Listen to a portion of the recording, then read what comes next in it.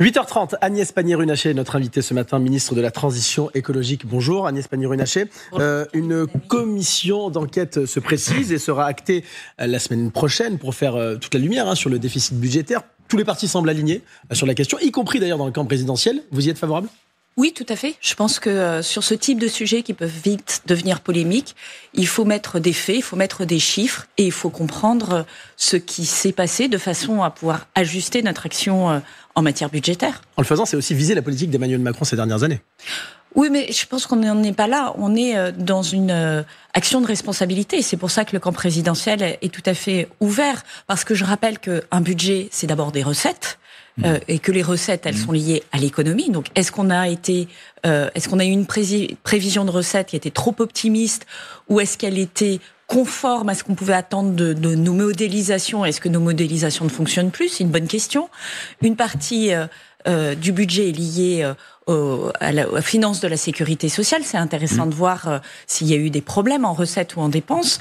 Et une partie du budget est aussi liée aux collectivités locales. Et là, les budgets des collectivités locales ont été tenus, mais la dynamique, tenue au sens équilibré, mais la dynamique de la dépense a été forte. Donc c'est tout ça qu'il faut comprendre pour avoir de bons réflexes dans les années qui viennent. Mais quelle est votre hypothèse ? Parce que certains membres du gouvernement expliquent qu'ils ne savent pas, qu'ils ne comprennent pas ce qui s'est passé. Alors, ils le disent en off, ils le disent pas face caméra, mais vous pensez qu'il s'est passé quoi ? Parce qu'il y a quand même une difficulté pour les Français à comprendre comment on peut partir de chiffres au mois de décembre, arriver à d'autres chiffres sur les prévisions au mois de février, annoncer des coupes de plusieurs milliards, 10 milliards, et ensuite devoir encore proposer 60 milliards de coupes pour l'année 2025. Alors, comme beaucoup de membres du gouvernement, moi, j'ai pas accès à l'ensemble des chiffres. Ce que je sais, c'est que on a par exemple un écart très important entre la prévision de recettes et les recettes qui sont effectivement rentrées. C'est-à-dire, c'est pas 3 milliards d'euros, c'est plusieurs dizaines de milliards d'euros.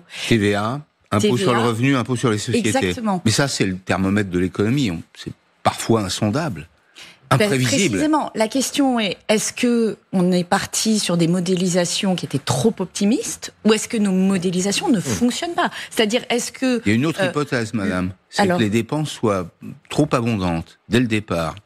Oui, mais pardon, regardez la copie budgétaire, pour le coup, il y a bien un écart de plusieurs dizaines de milliards d'euros entre ce qui était attendu dans le budget en recettes et ce qui a effectivement été délivré. Levé, oui, absolument. Donc ça, je veux dire, c'est un élément qu'il faut éclaircir.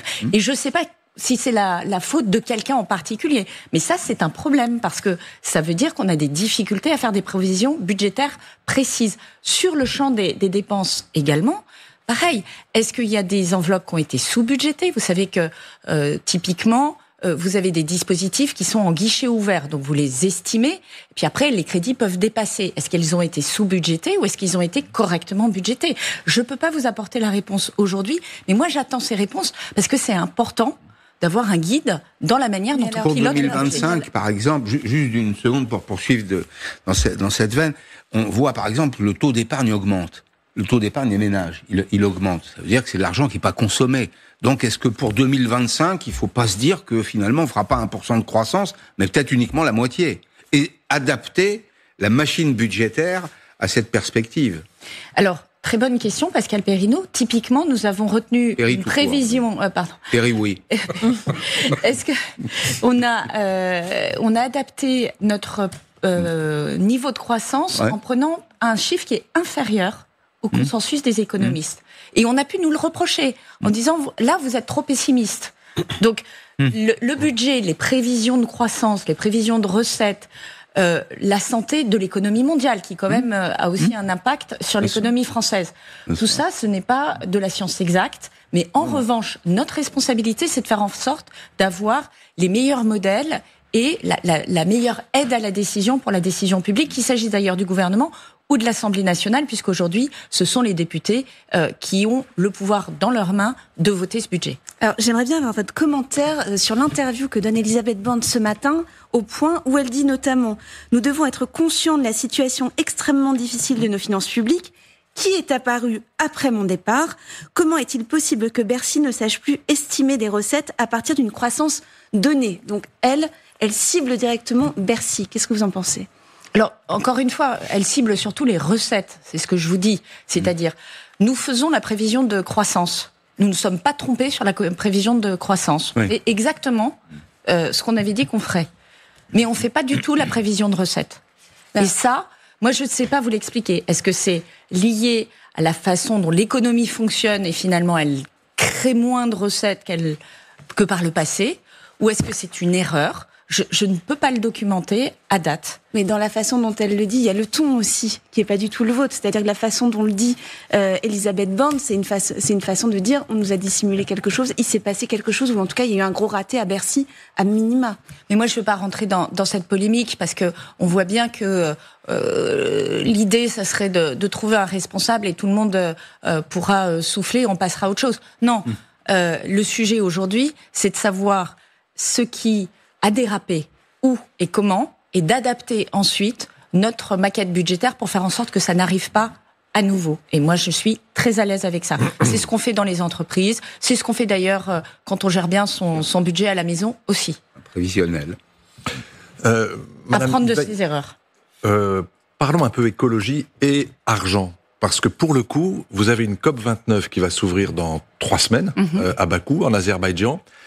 Et de l'avis de tous, les experts, les ONG, les États, autant les ambitions sont là, mais le financement des ambitions, et notamment vis-à-vis des pays les plus pauvres pour qu'ils fassent leur transition écologique, est cruellement absent.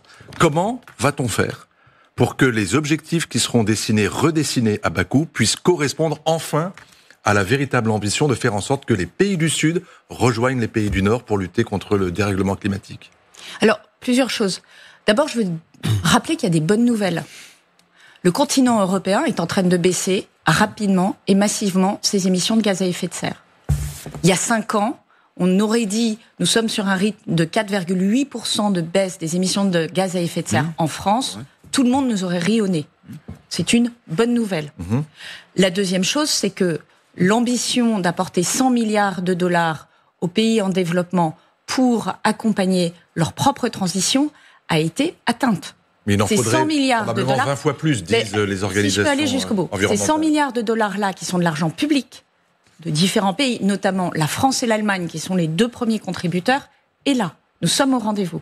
La troisième chose, et c'est là où la France a beaucoup travaillé, je pense notamment au sommet de Paris de juin 2023, c'est de dire, ce n'est pas l'argent public des pays développés qui va pouvoir financer l'ensemble des projets secteur privé qu'on doit mener d'énergie renouvelable en Afrique, par exemple, en Amérique latine ou en Asie.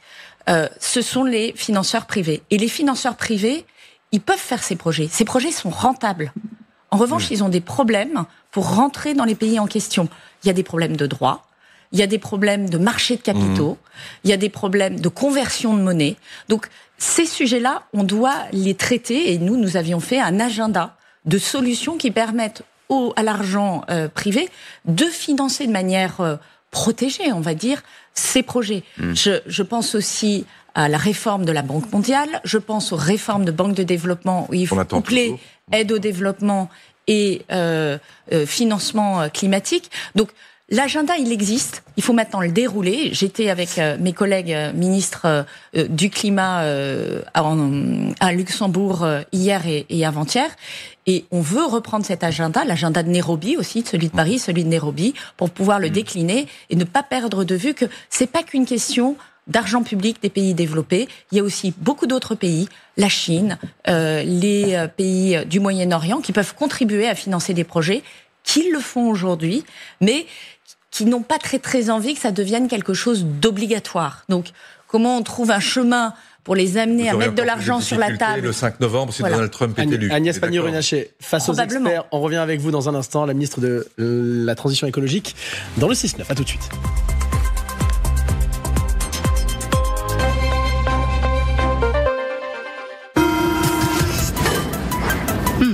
Comment m'habiller pour ce premier rendez-vous? Comment m'habiller pour qu'on me laisse une place? Comment m'habiller pour rencontrer l'amour, moi aussi? Je sais. Alors, bienvenue chez DAZN.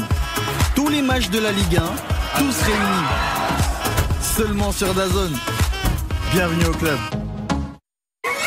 Ah, Juke. Certains adorent ce crossover. Et d'autres adorent le détester. Lâchez-vous les pigeons. Non, faites pas ça. Regardez ce style extraordinaire. Moi, pas vraiment, hein. Bah si. Non. Ah, ça c'est cool. Ok, certains l'adorent. Et d'autres adorent le détester. Nouveau Nissan Juke hybride. Et vous allez adorer l'offre de financement à taux zéro. Sur le nouveau Nissan Juke, comme sur la gamme Nissan. C'est parce que Soprema est l'expert de l'étanchéité depuis 1908 qu'il rend possible chacun de vos projets de fonctionnalisation de toiture. Partout où il y a du confort intérieur, des nouveaux lieux de vie, où des entreprises font des économies d'énergie, où l'impact environnemental des villes est mieux maîtrisé, il y a Soprema. Rougeur ? La CC Red Correct Herborian, un soin coréen qui réduit instantanément tes rougeurs. Avec un effet apaisant pour ta peau.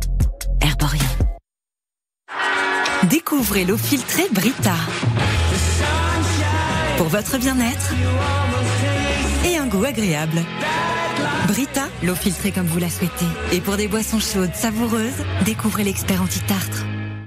Créer son entreprise en un temps record avec Conto, désormais c'est fait.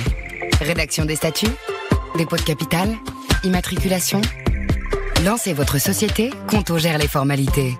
Conto, le compte pro qu'il vous faut. Conto, et c'est fait.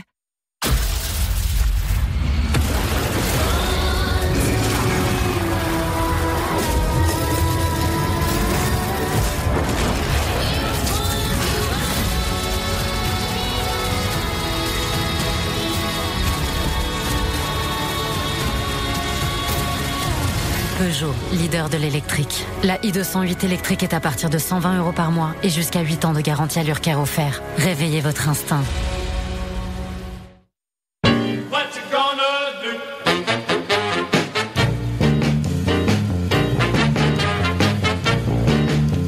Chez Amazon, nous utilisons davantage de sacs en papier pour nos livraisons.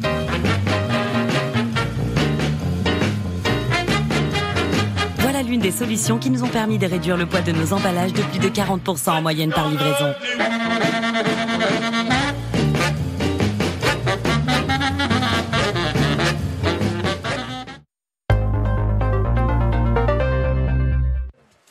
Agnès Pannier-Runacher, ministre de la Transition écologique, face aux experts ce matin dans le 6-9. On a presque eu la création d'une série télé ce week-end que l'on aurait pu intituler Le Gaz, avec plusieurs personnages. Vous, Agnès Pannier-Runacher, Laurent Saint-Martin, le ministre du Budget, Maud Bréjon également, la porte-parole du gouvernement. Les deux derniers ont déclaré qu'il n'y aurait pas d'augmentation du gaz. Vous le déplorez ?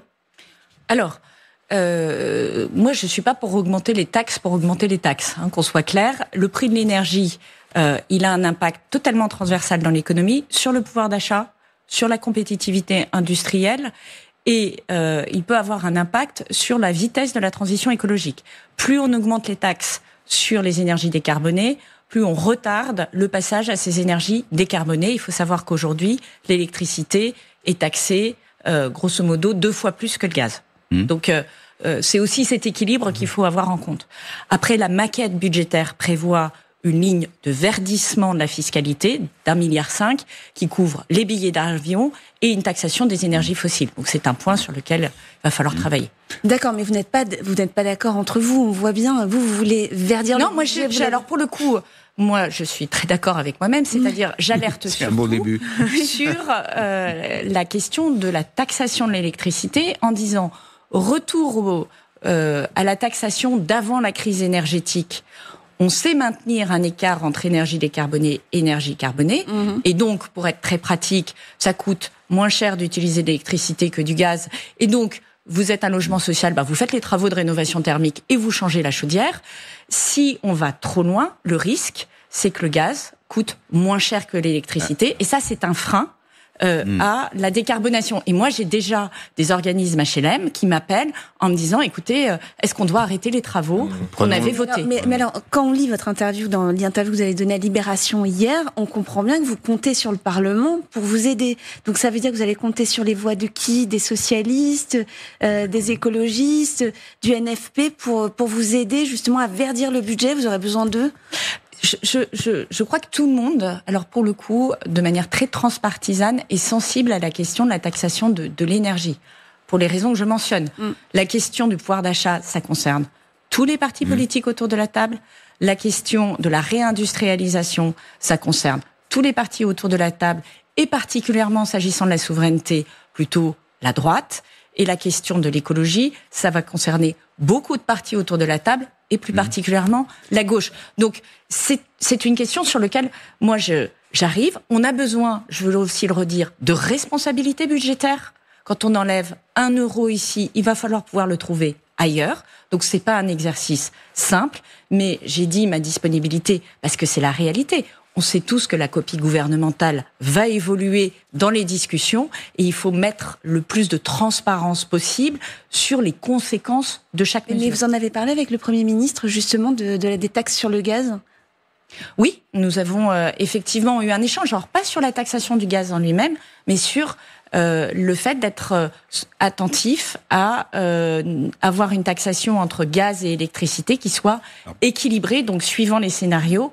C'est un point qui est effectivement précisément important. Vous remontez la taxe, là, le gouvernement décide de remonter la taxe sur, il y avait une taxe qu'on avait descendue à 1 euro de mémoire au moment du pic de la crise. Exactement. Parce que la matière première coûtait cher pour amortir le prix. Là, on remonte 32-44 euros le mégawattheure de mémoire. Bon, l'énergie, l'électricité, c'est stratégique pour l'industrie. C'est-à-dire que c'est pas simplement ce qu'on consomme tous les jours. Exactement. C'est central, c'est un peu l'oxygène de l'économie. Tout le monde est contre la remontée de cette fiscalité-là. Comment vous allez pouvoir tenir votre position au Parlement ?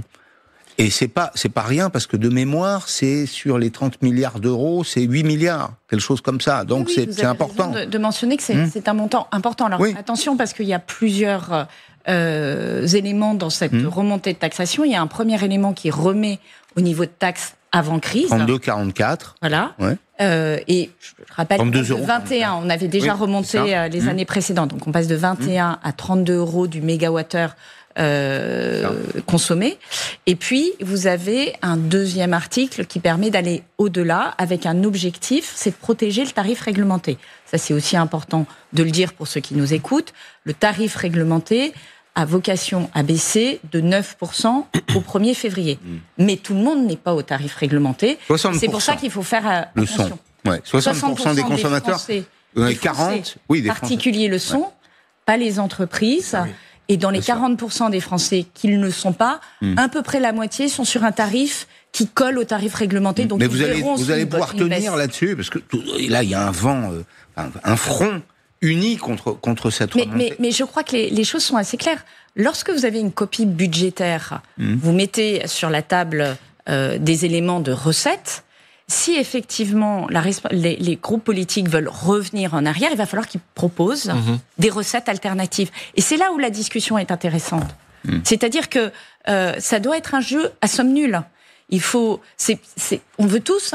Moi, j'adorerais être dans un monde où mon budget double d'un côté et toute la fiscalité liée à l'énergie diminue.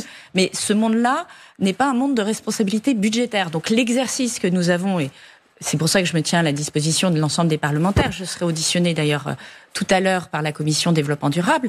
C'est de dire, voilà les conséquences de ce qui est dans le budget actuellement.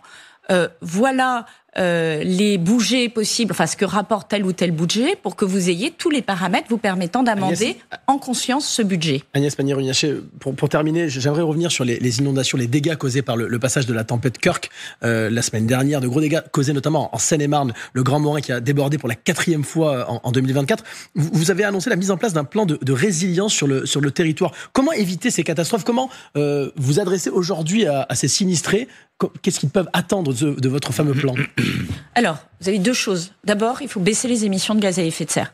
Je suis désolée de prendre mon marteau et d'enfoncer le clou, mais le réchauffement, le dérèglement climatique explique ces aléas climatiques majeurs qu'on est en train de vivre sur notre territoire et qui touchent en particulier mon département du Pas-de-Calais. Nous, on ne sort pas de ces épisodes d'inondation à répétition.